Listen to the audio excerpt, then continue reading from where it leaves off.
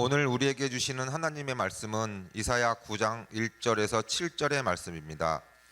구약 성경 977면에 있습니다. 다 찾으신 줄 알고 제가 봉독하겠습니다. 전에 고통받던 자들에게는 흑암이 없으리로다. 옛적에는 여호와께서 스불론 땅과 납달리 땅이 멸시를 당하게 하셨더니 후에는 해변 길과 요단 저쪽 이방의 갈릴리를 영화롭게 하셨느니라. 흑암에 행하던 백성이 큰 빛을 보고 사망의 그늘질 땅에 거주하던 자에게 빛이 비치도다.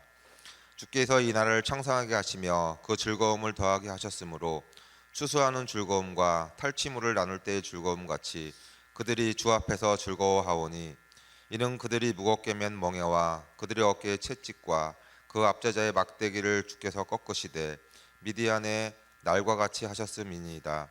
어지러이 싸우는 군인들의 신과 피 묻은 겉옷에 불에 섭같이 사라지리니 이는 한 아이가 우리에게 낳고 한 아들을 우리에게 주신 바 되었는데 그 어깨에는 정사를 메었고 그의 이름은 기묘자라 모사라 전능하신 하나님이라 영존하시는 아버지라 평강의 왕이라 할 것임이라. 그 정사와 평강의 더함이 무궁하며 또 다윗의 왕자와 그의 나라에 군림하여 그 나라를 굳게 세우고 지금 이후로 영원히 정의와 공의로 그것을 보존하실 것이라. 만군의 여호와의 열심히 이를 이루시리라. 아멘. 아멘.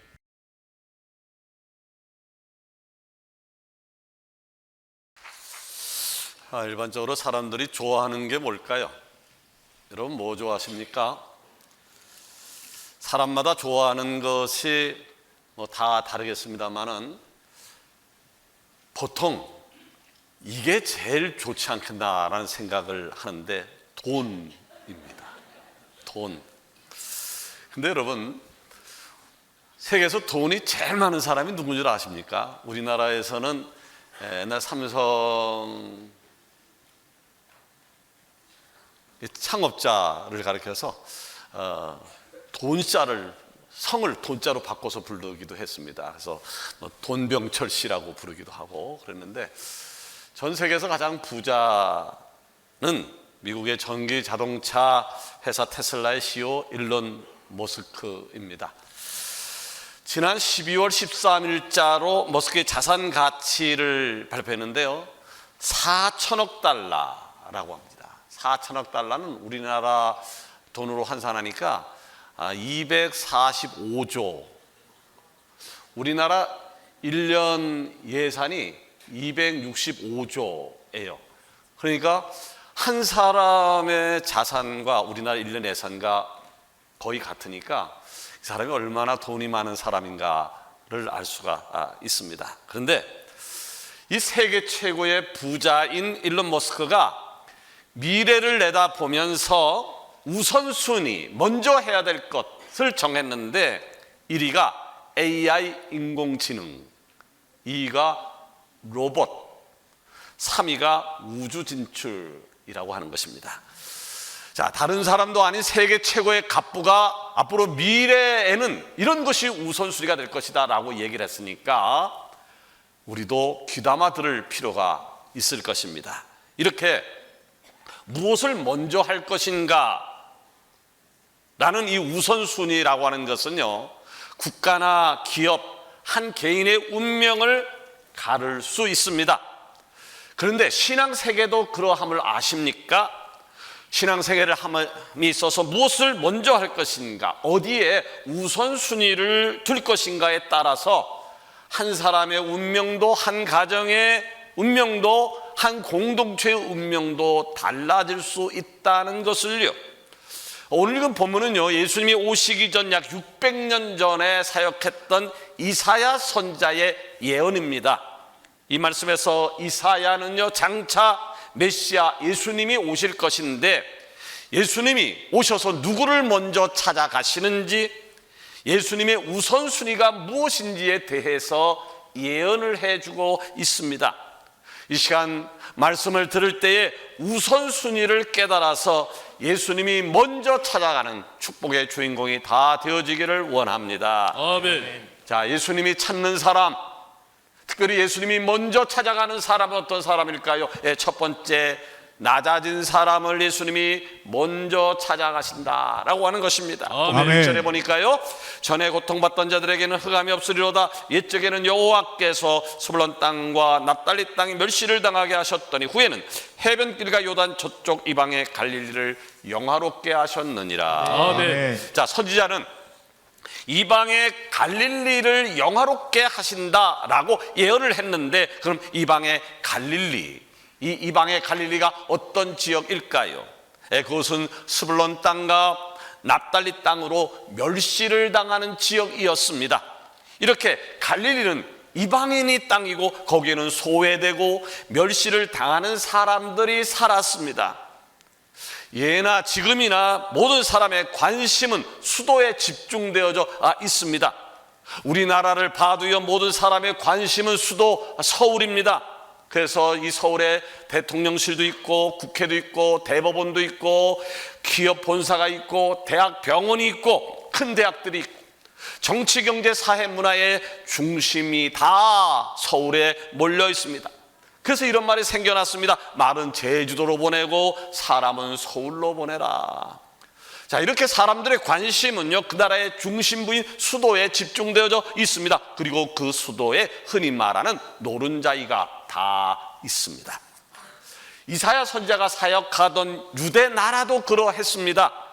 나라의 중심부이자 핵심인 예루살렘에 모든 사람의 관심이 집중되어져 있었다라고 하는 것이죠.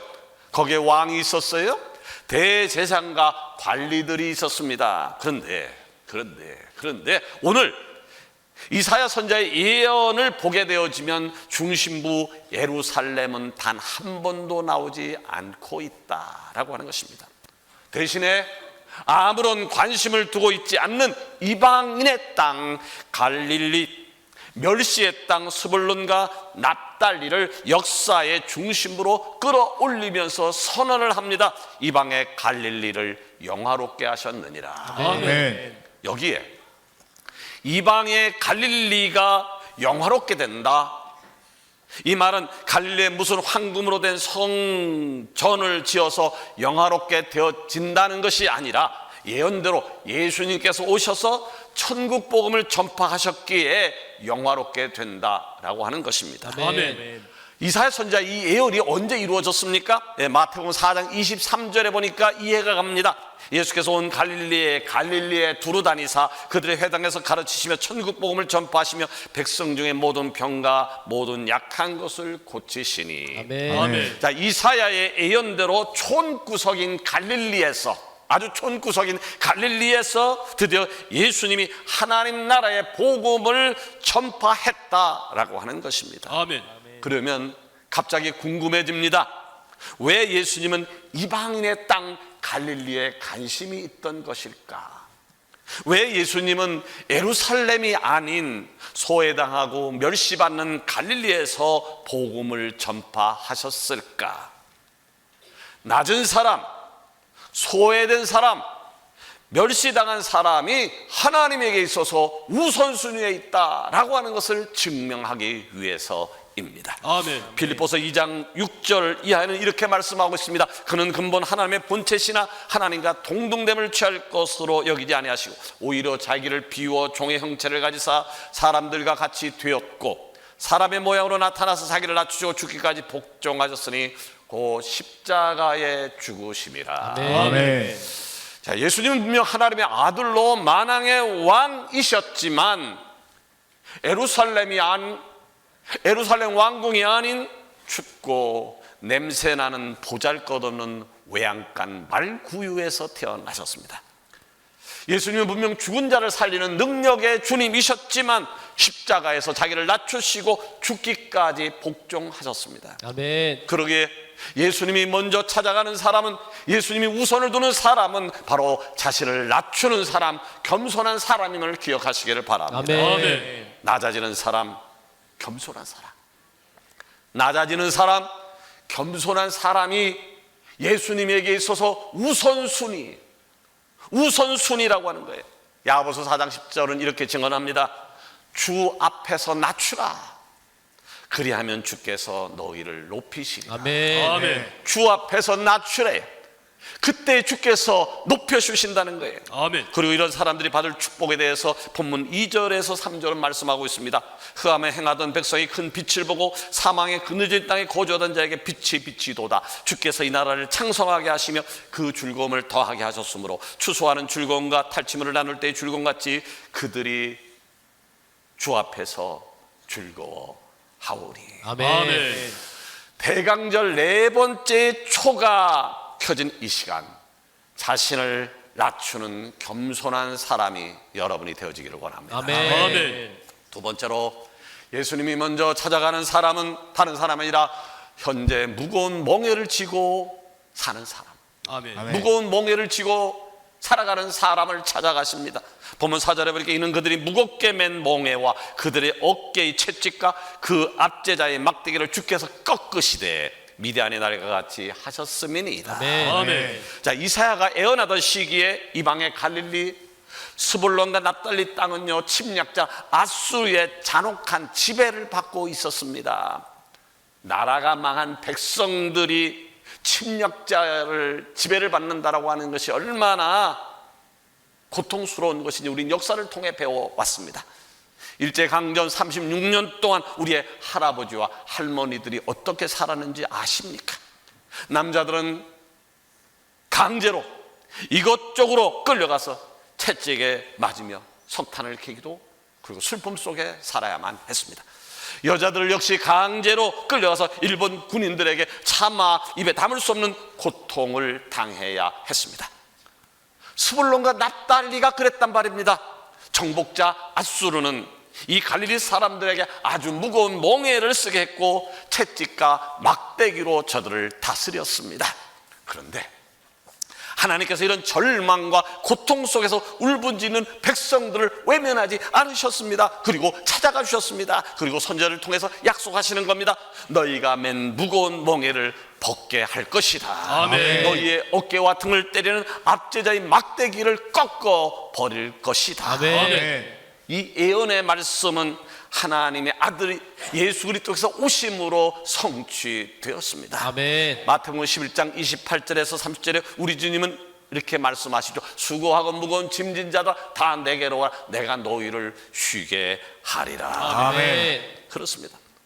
오늘 나에게 너무나 무거운 멍에가 짐이 있다고 생각하는 분 안 계십니까? 이 무거운 짐 때문에 하루하루 살기가 너무 힘들다고 얘기하는 분 안 계십니까? 그러나 여러분 걱정하지 마십시오. 더 이상 울지 마십시오. 예수님이 그 사람을 먼저 찾아가실 줄로 믿습니다. 아멘. 그리고 말씀하시는 거예요. 수고하고 무거움을 진 나의 자녀들아 너희의 그 무거운 멍에와 짐을 내가 대신 질 것이니 아멘. 이제는 쉼을 얻으라. 아멘. 아일랜드의 수도 더블린에서 한 아이가 태어났습니다. 유복한 가정에서 태어난 이 아이는 잘 자라서 청년이 되었고 아일랜드 최고의 명문대학인 트리니티 대학을 졸업해서 교사 생활을 하다가 전도를 받아서 예수님을 믿게 되었습니다. 그리고 좋은 가문의 좋은 여성을 만나서 결혼을 약속했습니다. 청년의 인생은 행복으로 가득 차 보였습니다. 그러나 전혀 예상하지 못했던 비극이 청년의 삶을 덮치기 시작했습니다. 결혼식 하루 전날 약혼녀가 청년을 만나러 오다가 그만 실수로 강에 떨어져서 죽었습니다. 너무나 끔찍한 일에 이 청년은 아무것도 할 수 없었고 폐인으로 하루하루를 살았습니다. 청년은 참혹한 과거를 잊고 새로운 삶을 살아야 됐다는 생각을 가지고 그 나라를 등지고 캐나다로 이민을 갔고 그곳에서 10년 동안 성실하게 신앙생활을 하며 일에 몰두했습니다. 그리고 교회에서 아름답고 총명한 한 여인을 만나게 되어졌는데 이 여인은 청년의 아픔을 진심으로 위로해줬고 둘은 결혼을 약속했습니다. 그러나 또다시 참혹한 운명이 청년에게 찾아왔습니다. 약혼녀가 당시 유행하던 급성 폐렴에 걸려서 죽음을 맞이했고 청년은 또다시 절망에 빠져서 삶을 완전히 포기하게 이르렀습니다. 절망은 이게 끝이 아니었습니다. 또 한 번 청천벽력 같은 소식이 들렸는데 고향에 계신 홀어머니가 위독하다라고 하는 전갈이었습니다. 수만 킬로미터 떨어진 고향으로 간다라고 하는 것은 불가능했고 청년이 할 수 있는 일은 하나님 앞에 기도하는 것밖에 없었습니다. 청년은 눈물로 하나님 앞에 이런 기도를 드립니다. 사랑이 많으신 주님, 저는 사랑하는 약혼녀를 둘이나 잃었습니다. 더 외롭고 슬픈 것은 위독한 제 어머니에게 내가 갈 수 없다는 것입니다. 예수님, 제 어머니의 친구가 되어 위로해 주시고 제 어머니의 병을 고쳐주십시오. 아멘. 이제부터 저도 외로운 사람의 친구로 살겠습니다. 주님만을 위해 평생을 헌신하겠습니다. 청년이 너무 간절한 기도에 청년에게 말로 할 수 없는 평안이 저를 몰려왔습니다. 주님이 저에게 찾아오신 것이죠. 청년은 감동해서 서랍에서 종이를 꺼내서 시를 하나 쓰기를 시작했습니다. 시 내용이 이런 겁니다. 죄짐 맡은 우리 구주 어찌 좋은 친구인지, 걱정 의심 무거운 짐 우리 주께 맡기세. 주께 고함 없는 고로 복을 받지 못하네 사람들이 어찌하여 아뢰일 줄을 모를까. 시험 걱정 모든 괴로움 없는 사람 누군가 부질없이 낙심 말고 기도드려 아뢰세. 이런 진실한 친구 찾아볼 수 있을까? 우리 약함 아시오니 어찌 아니 아뢰일까. 근심 걱정 무거운 짐 아니 진자 누군가 피난처는 우리 예수 주께 기도드리세. 세상 친구 멸시하고 너를 조롱하여도 예수 품에 안겨서 참된 위로 받겠네. 아멘. 이 청년이 바로 우리가 즐겨 부르는 찬송가 369장의 작사자 조셉 스크리븐입니다.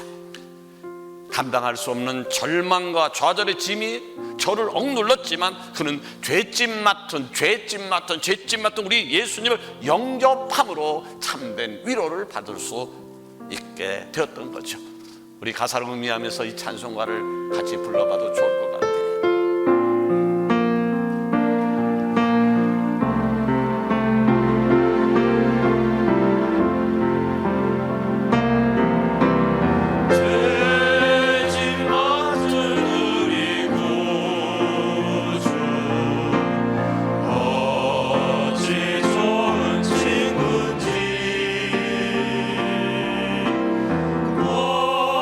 걱정 근심 무거운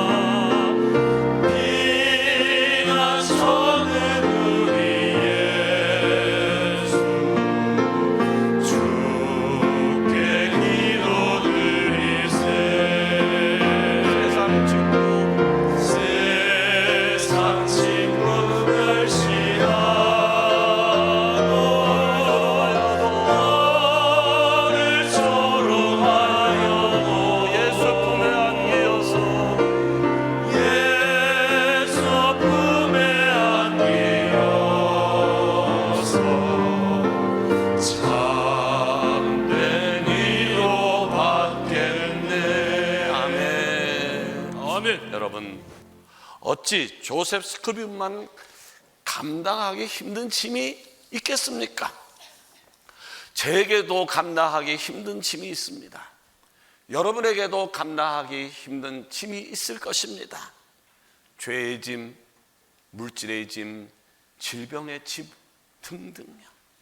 그럼에도 조셉 스크리본의 고백처럼 피난처 되시는 예수님께 기도 드리시기를 바랍니다. 아멘. 그리고 예수님 품에 안겨서 주님이 주시는 참된 위로를 받는 축복이 여러분 가운데 넘치기를 원합니다. 아멘. 세 번째로, 예수님이 먼저 찾는 사람은 화평을 이루는 사람입니다. 아멘. 화평을 이루는 사람입니다. 선지자는 계속해서 이방의 땅 갈릴 사람들에게 하나님의 약속을 선포하고 있습니다. 본문 5절에 보니까 어지러이 싸우는 군인들의 신과 피 묻은 겉옷이 불에 섭같이 살라지리니, 무슨 장면입니까? 바로 전쟁 장면입니다. 전쟁 장면입니다. 병사들이 서로 뒤엉켜서 칼과 창을 휘두르면서 서로를 죽이고 있습니다. 어느새 땅은 처참하게 죽은 병사들의 시체와 그들의 피로 가득합니다. 여러분, 이 세상을 살면서 가장 참혹하고 비참한 게 뭘까요? 전쟁입니다. 전쟁입니다. 지금도 세계 곳곳에서는 전쟁이 일어나고 있습니다. 러시아와 우크라이나의 청년들이, 이스라엘과 팔레스타인의 청년들이 서로에게 총을 쏘고 있습니다. 멀고 먼 남의 나라 이야기입니까? 아닙니다. 우리들의 이야기입니다. 대한민국에서 일어나는 일들입니다.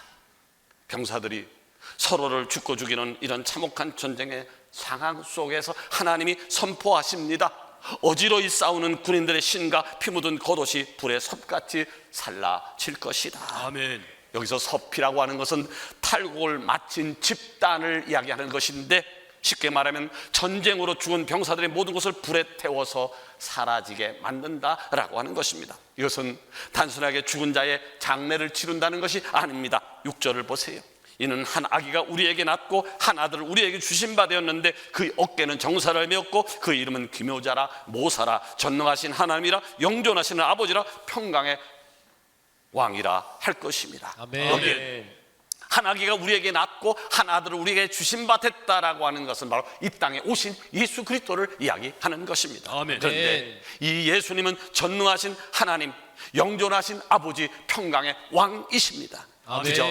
단순히 죽은 병사들의 장례를 치르는 분이 아니라 전능하신 하나님, 아멘. 영존하신 아버지로 아멘. 세상의 모든 전쟁과 폭력과 갈등을 끝장내는 평강의 왕으로 오신다라고 하는 것입니다. 아멘. 러시아와 우크라이나의 전쟁으로 지금까지 50만 명 이상의 사람들이 죽었고, 팔레스타인 가자 지구에서도 약 5만 명 이상이 죽었고, 240만 명 이상이 고향을 떠났습니다. 왜 이런 끔찍한 전쟁이 세계 도처에서 일어나는 것일까요? 자기 욕심을 지키려고 하는 소수의 무리들의 장난 때문입니다. 이에 힘없는 백성들은 아픔과 공포와 죽음의 골짜기로 내몰려서 희망을 찾을 수가 없습니다.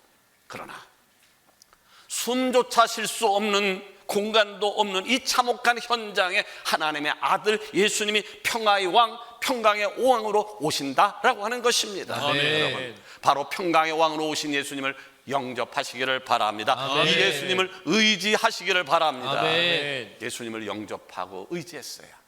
예수님을 영접하고 의지한 그리스도인은 어떤 자여야 될까요? 바로 평화를 깨는 자가 아니라 화평을 만드는 사람이 되어야 할 것입니다. 아멘. 우리 주님은 마태복음 5장 9절에 우리에게 명령하셨죠. 화평하게 하는 자는 복이 있나니, 화평케 하는 자는 복이 있나니 그들이 하나님의 아들이라 일컬음을 받을 거예요. 아무나 아멘. 하나님의 아들이라는 호칭을 얻는 것이 아니라 화평케 하는 사람들이라야 하나님의 아들이라는 호칭을 받을 수 있다라고 하는 말씀입니다. 아멘. 사도 바울도 고린도후서 5장 18절에 말씀하고 있죠. 모든 것이 하나님께로서 났으며 그가 그리스도로 말미암아 우리를 자기와 화목하게 하시고 또 우리에게 화목하게 하는 직분을 주셨으니. 아멘. 아멘. 예수님이 먼저 찾는 자가 누구라고요? 다른 사람이 아니에요. 화평케 하는 사람들, 아멘. 평화를 만드는 사람들을 아멘. 하나님이 찾아오심을 아시기를 바랍니다. 아멘. 그렇더라고요. 직장을 가도, 아니 교회까지도 두 종류의 사람이 있음을 봅니다. 화평을 깨는 사람, 분쟁을 일으키는 사람, 화평을 만드는 사람, 화해를 만들어가는 사람. 여러분은 어떤 사람입니까? 여러분 화평을 깨는 사람입니까? 화평을 만드는 사람입니까? 기억하십시오. 이 땅에 오신 예수님이 먼저 찾는 사람은 불화를 일으키는 사람이 아닙니다. 분쟁을 만드는 사람이 아닙니다.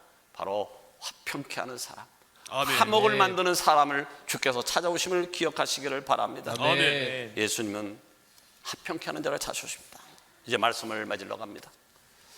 국가든 기업이든 가정이든 개인이든 우선순위라는 것이 있습니다. 무엇을 먼저 할 것인가? 무엇을 먼저 할 것인가? 이게 우선순위인 것인데 하나님에게도 우선순위가 있습니다. 하나님이 찾아가는 사람, 하나님이 먼저 찾는 사람은 누구일까요? 자신을 낮추는 사람을 하나님이 찾아가십니다. 아멘. 무거운 짐을 주님께 맡기는 사람을 먼저 찾아가십니다. 아멘. 화평을 만드는 사람을 찾아가십니다. 아멘. 이 결단과 행동이 설레임으로 성탄절을 기다리고 있는 서강의 지체 여러분 모두에게 있어지기를 예수 그리스도 이름으로 축원합니다. 아멘. 기도하십시다.